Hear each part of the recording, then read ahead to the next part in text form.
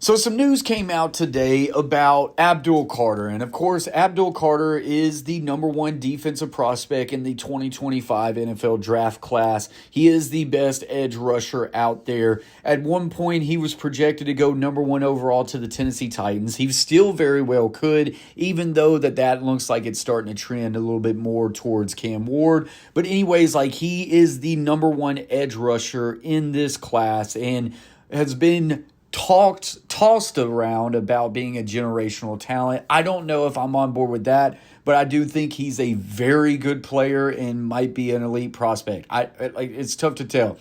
But what did not go well is that he could not participate in the NFL Combine.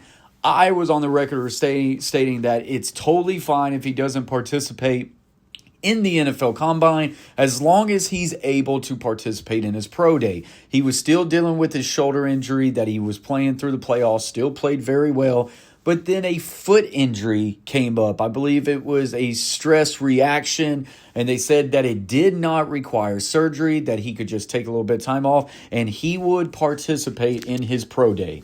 Well, the news came out today that Abdul Carter will not be working out at Penn State's Pro Day on Friday as he finishes up rehab for his shoulder injury from the Fiesta Bowl, his agent Drew Rosenhaus told an NFL Network insider Ian Rappaport. So, to me, this is a very, very alarming situation. Am I saying that he's not going to go drafted? Of course I'm not. Am I saying that he falls out of the first round? Of course I'm not. He's probably not falling out of the top 5, maybe.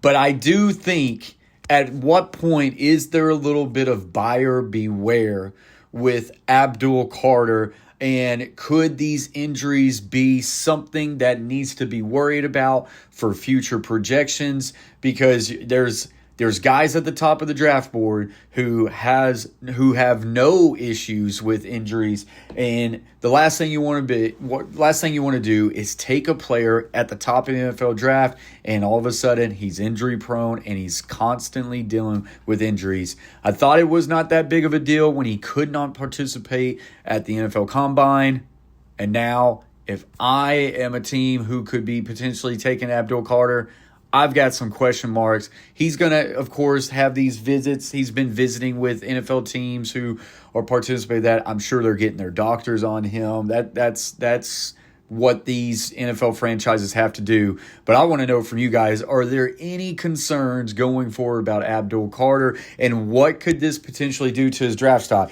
Is it not going to change it, or could we see Abdul Carter be the shock of the draft and start to slide down draft boards because of injury concerns? Let me know what you guys think in the comments section below. As always, stay humble, stay kind. Peace.